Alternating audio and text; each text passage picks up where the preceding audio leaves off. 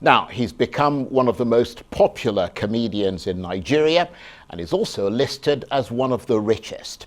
Ayodeji Richard Makun, popularly known as AY, became famous for his unique ability to impersonate well-known public personalities in Nigeria. At first, it was a struggle, but by 2006, he'd become a rising star, not just in Nigeria, but across Africa and beyond. And today, it would not be an exaggeration to describe AY as a Nigerian comedy legend who is in top form and who can make you cry from laughing, but is also a terrific actor. And his movies, such as 30 Days in Atlanta, have had great staying power. We'll talk to AY in a moment, but first, here he is in his element and in full cry. You know, say all these our Nigerian artists, I realize some of them know they do research. If they do research, they go know what to make the other artists and they blow. Very simple. You got one beat where the other song, now I don't know what I don't notice. One peculiar beat, very innocent beat. You must hear bum bum. When I notice, bum bum, any song where carry bum bum, they blow. When I say a lie, DJ, you get other song where get bum bum, play, wait, play runtime. When I hear that, oh yeah, pass. This song blow, I be not blow. It blow, I be not blow. Davido. Omo Babalo, as he just noticed, say, boom, they walk. Now he enter boom business. When I listen to this Davido song, play me. If I tell you, say I love you. Pause. When I notice I'm or not, he blow, I be not blow. Oh boy, even techno, say, hey, all these boys, now that one, how can you pass? Techno enter the business. Play techno. I say, not be today. Pass. He did, I be not there. He blow, I be not blow. So why all these people never get sense to know? Even Davido, as he said the first pumpo walk, he invest in pumpo again. Play the other pumpo. Money follow you, banana follow you. Pass. Wait till the bunch they wait.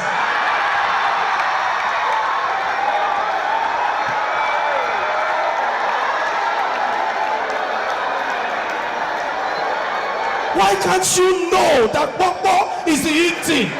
Even to Baba, he just looks at these children. Like Bokbo they walk home, You know what he do? As old man, he change it Bokbo small. But he do your play.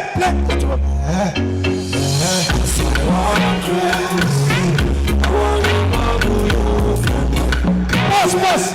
He blow, I mean not blow. Bokbo is the in thing. Call their numbers now. Call all of them. Somebody should call Ice Prince right now.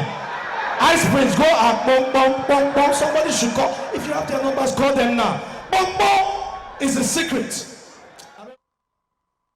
AY there clearly having the audience in stitches, and if you don't understand Pidgin English, I'm sorry, but he does do things in English as well. We'll play that later on. But let's talk in person now to one of Africa's truly great comedians, the hugely talented AY, who joins me from our studios in Lagos. Thank you very much indeed for joining us. I have to say, I'm absolutely thrilled to bits to have you here. Are you thrilled to bits to be here? I'm happy to be here. I can hear you loud and clear. You look a little bit different. I mean, I don't suppose this is the normal comedic element, but it's great to have you with us, AY. And of course, you've become, just watching that little clip there earlier, I mean, clearly you've become a staple in Nigerian comedy. I mean, there's nobody who doesn't know AY. How does that make you feel? Well, I'm elated, I'm happy, and well, we set out to get into the business from the very beginning with the sole intention of getting known becoming a brand, and here we are. So we have cause to give all the glory to God. Well, you certainly deserve the glory that you're getting. Certainly a lot of people believe that. But we'll talk about your life, your career, and what makes your brand of comedy so popular. But first, the big news in the past week, which I'm sure you're aware of, has been on the international level, the coronavirus, and on the local level, the travails of Mohammed Sanusi II, the dethroned Emir of Kano. Do all those types of topical issues play into your comedy routine? Oh, why not? Yeah, I mean, comedians are social commentators. I mean, we usually would use the things that happen around us to, to do our jokes, to, work out materials just to entertain people. And there are some who understand it, and there are some who also see it as you picking on them or what have you. But like I said, comedians are social commentators, and everything that happens around us is something that we usually would use. But what we tend to not to do is not to hit below the belt so that it doesn't become like an insult to whom it may concern, though. Yes, well, that's quite nice and polite of you. But I mean, share the secret with us. How would you, for instance, turn the dethronement of Sanusi Muhammad into comedy? Oh, well, right now we're not on stage, and this is international TV. But I would say that it's something that a lot of Nigerians didn't see coming. And so we're going to take it from that perspective if we're to talk about it. Like you could be in your office space where you're talking right now, and the next thing you just probably will see yourself being led to Zamfara, or wherever. So we're just going to talk about it the way it is, and people will understand it more when you're on stage, because it's an unforeseen situation, and that they happen to somebody in that capacity, a man in that caliber. You can imagine what would happen to an AY if anybody decides to come for him. Well, hopefully not just yet. I think you're in fairly safe hands there. But I mean, beyond sort of the the coronavirus and the dethronement of Sanusi and all of that, I mean, would you say that you are political? I mean, would you describe yourself as political, or do you simply feed off political developments and use it to fuel your comedy? I'm very distant from politics. I do not get involved, and as a matter of fact, like I said before now, comedians are a social commentator.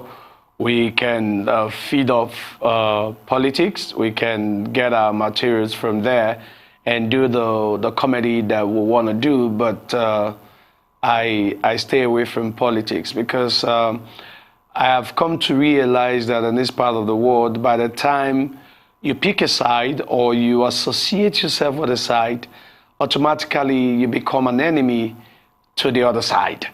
And in a society where people, just tend to take it beyond the usual, it might even cost you your life. So I tend to stay away from politics. And I was saying to my wife some time back that, okay, if anything is going to happen for AY around the circles of politics, probably it will just be some sort of appointment, or maybe come do something around arts and culture, something around entertainment, my comfort zone. But the core politics, I see it day in, day out. The politicians are even becoming bigger comedians than the comics themselves. Well, that's an interesting viewpoint, but from a comedic point of view, in terms of the material you use to make up your comedy, is President Buhari good for comedy? I mean, does he provide material for your comedy, sort of like President Trump, helps to feed American comedy? Well, you have to understand the borders. Trump trying to build the very big wall, and put it just before Mexico, or the borders of Mexico, American borders and that of Mexico, is building all of that. It does not even take him away from comedic material. People can always talk about him, say anything you want to say. But I also think that in this part of the world, where we say we are embedded in some sort of, what's the word now? Freedom of speech and what have you. You also know the line to cross and the line not to cross. I mean, the president of the Federal Republic of Nigeria is the #1 citizen, we call ourselves the giant of Africa. So you just can't start going in that direction. And even if you have material that tend to put the president in a negative or positive light, you just have to be careful so that you don't cross the line or hit below the belt and find yourself paying for it. And when I say pay for it, I do not mean that somebody from the presidency is going to come for you. AY, so just tell us about where you are from and where you actually grew up. I was born, bred and buttered in Warri, Delta State. But originally I'm from Ifon, Ose local government area of Ondo State. I'm Yoruba, but I was born and brought up in Delta State. And I mean, what part would you say either Ondo State or Delta State played in creating who you are today? I mean, which one played a bigger part, would you say? It's 120% Delta, because I was born there, so I'm used to the language there. As a matter of fact, my primary education was in Delta State, secondary school education, Delta State, university, Delta State. As a matter of fact, I can contest for a political position in Delta State and be accepted as a Deltan, because I also understand one or two of the languages there, even more than I can speak Yoruba. Well, that's very interesting, because my next question to you was going to be, what Delta State languages do you actually speak? Yeah, I speak the Yoruba language, I understand it, and I also speak Itsekiri, which is not too far from the Yoruba language. And as you pointed out, you went to school in Delta State. Were you a good student, or did you suck as a student? Oh, well, I can't say I was a bad student. I was pretty good in the sense that I even have a recognition, even when you go back to Delta State University. The only thing that just didn't go well with me way back on campus was that I spent more than the usual time any student would spend for a 4 years course. In other words, I'm trying to say to you that I was in Delta State University for 9 years, and this was as a result of me not finding myself in a position of setting my priorities right. And the reason for that was I got involved in the wrong course from the very beginning. And during JAM, I chose mass communication, and they ended up giving me music when the results came out. So I didn't know what had happened, but this is Nigeria.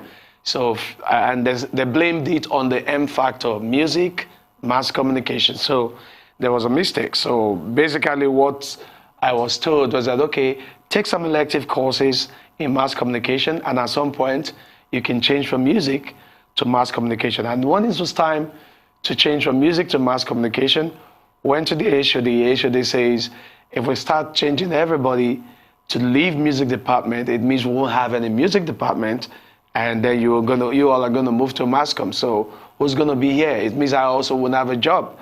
So that kept me in the music department for 3 years, running to my 4th year, when I made a decision that I was going to start afresh. So I took JAMB again, and this time I put in for theater arts. So I found myself in the theater arts department. And you know, one of those things that people go through for either love or foolishness. I had somebody that I was dating at the time, and she was going to be victimized by someone, and I refused for that to happen. And the penalty was my course registration form, actually got missing. And automatically, this is me in theater arts from final year, because they didn't see my course registration process from 100 level. It now made me look like an illegal student. And as a result, I decided to go back and start afresh again. But what is much more important for me today as AY and as a brand was that, I had to go through all of that to become who I am today. There are many, many people who left school years before me, and we see each other today. I can't say that I'm better than them, but I'll say that we give God the glory.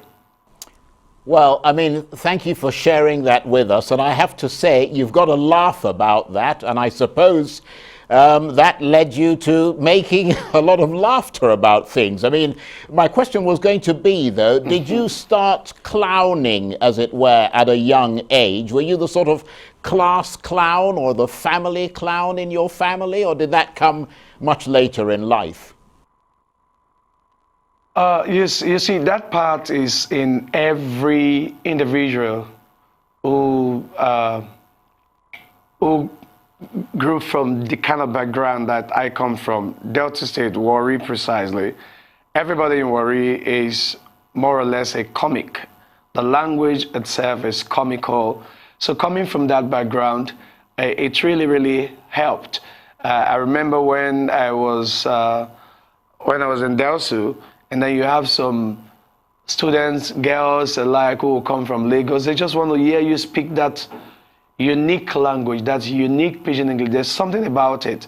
It pulls you closer to people, and people find you super funny. And in addition to that, I've always wanted to be an actor, somebody who's going to be in your face on TV. And I was privileged to meet RMD long time ago when he came around to do something in Warri. I told him my plans, and I said, bros, one day I would like to be like you. I like to, get involved in the kind of things that you do, entertainment generally. I got encouraged by him, and in no time, I found myself in the business, and I was in position to remind RMD when I said what I said and when I made the wish, and now we're working together, and we're also going to work on another project. After this Corona situation goes away, we're going to be in Canada together to work. So, it's me seeing it, me wishing it, and working towards it, and finding myself in the position where all of that put together is happening right now. And just for the purposes of our viewers, international viewers who may not know who RMD is, he's a very big, very well-known actor in Nigeria, one of the staples of the Nollywood industry. And you talked about movies there, AY. I mean, you starred in lots of movies, starting with arguably your biggest one, 30 Days in Atlanta. You write, you direct, you produce, you present. I mean, that's quite a lot, isn't it? Oh, yeah, it's quite a lot, yeah. You want me to talk about 30 Days now? Talk about the fact that you do all these things together. I mean, you write, you produce, you direct, you present, you act.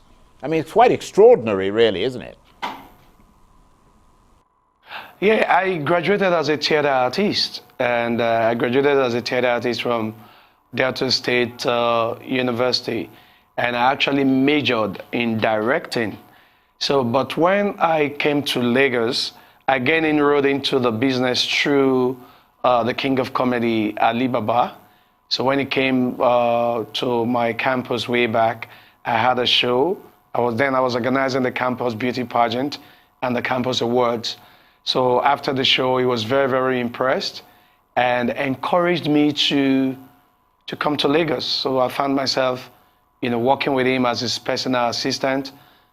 From there, I again enrolled into the business of stand-up comedy. And from doing stand-up comedy, I realized that in a way, that I was able to conquer and dominate my space. So there was need to diversify. There was a major need to do something different. And that, put me in line with movies. I haven't studied theater arts, I haven't majored in directing. So it was easy to just scribble some things on paper, because at the time I was doing some short skits, which I usually put on my YouTube channel, which was getting a lot of views across the world. So there was a need to do a full-fledged movie, where the minute my wife encouraged me and said, why don't you just do something full-fledged? Would it be fair to describe you as a film star? Oh, well, yeah. What else you want to call me? If we're doing pretty well in the business, and if I maintain a position as the highest grossing actor in Nigeria at the moment, I don't know what else you want to call me. But then I just want to be called an entertainer, because I am in the business of entertainment, from stand-up comedy, to acting, to walking behind the stage or screen, producing, directing, everything put together, wrapped into one. You can just call me an entertainer. Suppose that is probably a better title, because I mean, as you said, you do so many different things. It would be unfair just to label you as a comedian, even though, of course, a lot of your acting is comedic. But I mean, what's your newest film? What's the most recent film that you've starred in? Yeah, we just finished Merryman 2. We just finished Merryman 2. Merryman 2 presently is one of the leading movies in the box office as far as Nollywood is concerned. So it's a love story, action, thriller, all put together. So of course, comedy won't be far from it as well. So we have the comedic part of the film as well. It's doing pretty well, and one or two people already discussing acquisition, to take it international, a popular brand that we all know worldwide as far as SVOD is concerned. So Merryman 2 is the latest one that is out there, and we're working on another one now that is going to come out at the later part of the year. Well, give us a little bit of a teaser there. What are you working on at the moment? Because I mean, I know you work on a multiplex of things. I mean, a movies is just one of them. But give us a sense of the array of things that you're working on at the moment. Presently, we're starting off a new online comedy series, which is going to be on my YouTube channel. It's called Call to Bar. And Call to Bar was something that was inspired from my days of being a barman, a bartender at NNPC Junior Staff Club in Warri, Delta State, where I used to work. So I decided to write a series around it, which is going to be on my YouTube channel from the first week of April. I'm used to, giving stories from my background. Like for some people who saw 10 Days in Sun City, That's a true life story of AY reflecting in that beauty pageant setting, which I did with Adesua Itomi Williams. And presently, I am also working on the brand, the main show that gives birth to every other brand that is enjoying what that setup has done, and which is AY Live. AY Live usually is at the 6,000 capacity hall of Eco Hotel and Suites come April 12th. It's definitely going to blow your minds, and it promises to perform. Right now, we are also double checking and monitoring the corona situation, and knowing fully well that we are protected around here. We are also not going to throw caution to the wind, do all what is necessary, and have a wonderful show come on Easter Sunday, April 12th. And I know, I mean, I suppose the question, perhaps the question I should have asked you is, what aren't you working on in entertainment? Because, I mean, it sounds like you're doing pretty much everything there is to do. But you were supposed to be in Abuja, I think next Sunday or something. Is there a show that you're doing here or something, or are you coming for meetings or something? Yes, on Sunday I'm coming for Generally Speaking. It's a comedy show in Abuja. It's going to be holding at Transcorp Hilton in Abuja, and it's being championed by a well-known colleague of mine who handles and takes over the Abuja domain of comedy. His name is Chuks the General.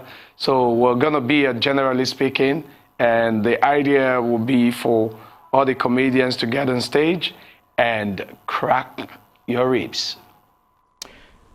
And talking about things that you're doing, I've just been told that you've just recently sealed a deal with a Chinese group. Is it a movie, 30 Days in China, or something to that effect? Yeah, we're having 30 days in China, but you and I know the situation and what is going on right now, so we decided to put it on hold, and we are also praying for this whole thing to be over, this whole corona situation to be over, so that we can get on to do business. It's actually affecting everything that we have planned. They came in big into Nigeria looking for the AY brand to partner with, which was a very big news in the entertainment circle, which was very, very big for Nollywood as well. But right now, it's not happening because of the corona situation, but we're praying that everything calms down, and thereafter we'll just go do what we have to do. We know a solution is going to come anytime soon, and it's affecting some other movie that we need to do. There's also a sequel for Merry Men, which is going to be, there's going to be Merry Men 3. We've done the sequel. There's going to be Merry Men 3 in Washington, D.C. That is also on hold because of all the things that are going on. But like I said, we will continue to pray. We'll continue to work. Until then, you know, I just don't want to be caught in not doing anything. So we have transferred the energy to doing something right at the home front. And that is also going to come out in December. Well, it all sounds like a lot of work there, and you know, I hope everything goes well, and I mean beyond your movies, for the rest of the world as far as the coronavirus is concerned. But let's talk some more about you. You were born in 1971, so you're just under 50 now, I suppose, and by some standards, by entertainment career standards, I mean that's still quite young. But by sports standards, for instance, I mean it's pretty much over, and you'd be considered almost dead. I mean, that's the good thing about entertainment, isn't it? I mean, acting is across the board, and you can play different characters at different ages. Oh, yes, of course. That is why it's good to reinvent yourself. Being dead within the circles of entertainment has nothing to do with your age, because you can be anything in entertainment no matter your age. I mean, if you grow older, you want to play the older man. If you aging backwards, you also play the small boy and do what you have to do. So, but what is much more important is for you to keep on keeping on, keep your career going, keep working, and you never can tell. You're just gonna be there till whenever. There are a lot of people who look at Richard Makun today, which is the RMD I talked about earlier. If you want to play back to when, you know, it's been in the industry, you can tell. There was a time when it was a small guy, it was a lover man, it was the normal cute husband, and now the daddy figure, and it goes on and on. That's what entertainment does for you. All you need to do is service your talent and do what you have to do to keep you going. And are you at all surprised that you've achieved so much in this space of time? I mean, do you sort of look back and think, wow? Well, I'm very proud of myself. I'm very, very proud of myself. I mean, considering where I was coming from. I gave you a little story where I spent 9 years at a university. At that point in time, I could have given up. I could have said, there's no need going forward. But I kept on keeping on. And then everything that looked like, you know, had gone past me as a person, they were all right in front of me, waiting for me just to grab. And now that I'm in position of grabbing them, it puts me in a situation where I can inspire other people not to give up. And the word delay is not denial. You're just still gonna be that same person you wanna be if you just do what you have to do. Who would you say has had the greatest influence on you, on your life, basically, and on the direction of your career? Wow, his name is Ali Baba, the king of comedy. We call him the king of comedy. Remember I said earlier that I served under him as his personal assistant. He was the one that God used to discover the AY that everybody is seeing today. At first, it was AY, you know, bringing him, trying to invite him to his campus show. And when he came, he was very, very impressed and said my sense of packaging was intact, and invited me to come to Lagos. And I got to Lagos, I became his personal assistant. I studied him, the way he would handle his work and clients, and even his material, the way he would create them. Everything was professionally done. And then when you work under a person like that to the point of, you know, expanding to building your own brand, Alibaba is a name that comes to mind 24/7. And by extension, I have other people in the entertainment industry. I also mentioned Richard Makun, RMD, and that is in the area of personal branding, packaging, and what have you. So be in line with acting, in line with delivery. RMD has got it all. So learning all of that under him, like I am very, very different. I have different role models for different situations. There's one that I can look up to for marriage. I look up to this one for entertainment. I look up to this one for something else. So major in my career, I would say Richard Alibaba and Richard Makun. They've done so well in helping me to mold myself into becoming a brand that was accepted a long time ago, and we're still in business, and people are still loving us. Well, those are actually very big, very well-known names in Nigeria, so I think I agree with you. You're quite fortunate to have learnt at their feet. But is it easier to do comedy movies than to do stand-up comedy? I mean, I expect it's quite a challenge standing in front of an audience and trying to make them laugh every 15 seconds or so.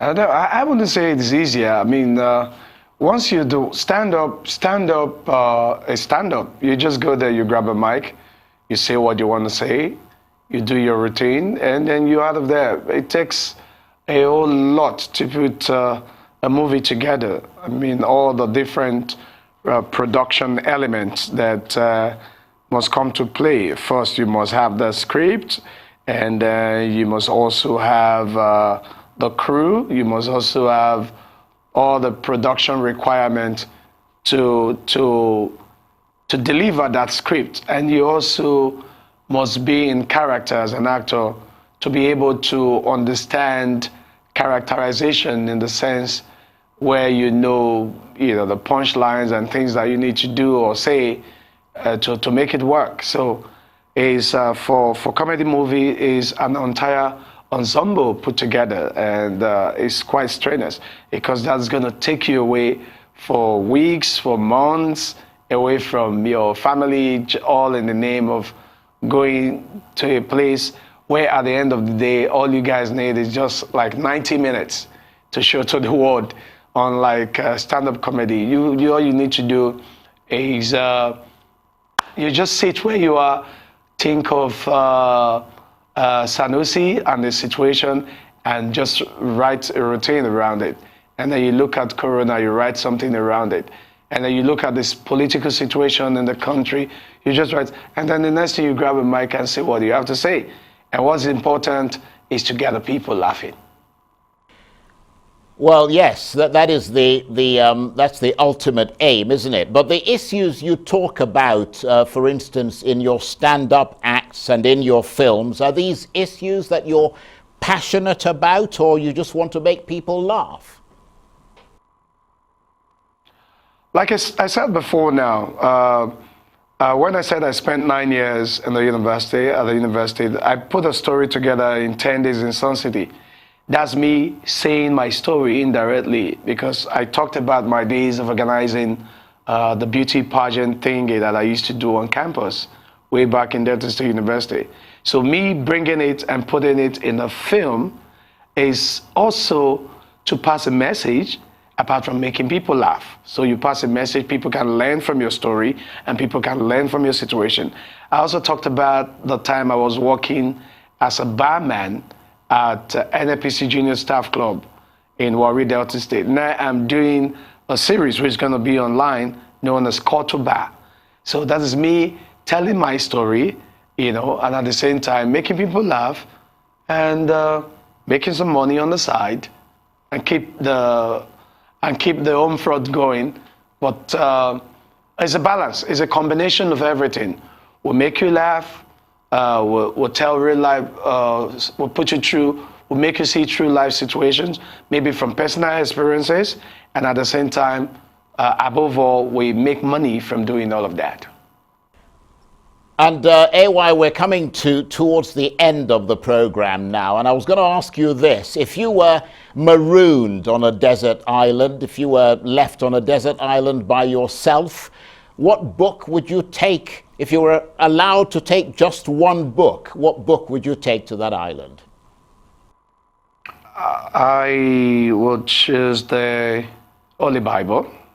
Yes, I would choose the Holy Bible because for you to be in a place all by yourself, I mean, it's a place that is going to inform some sort of sober reflection.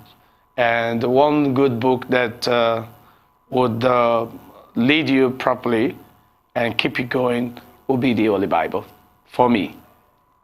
And we're almost out of time. And if you were to choose one piece of music to sustain you on that desert island, what would it be? I love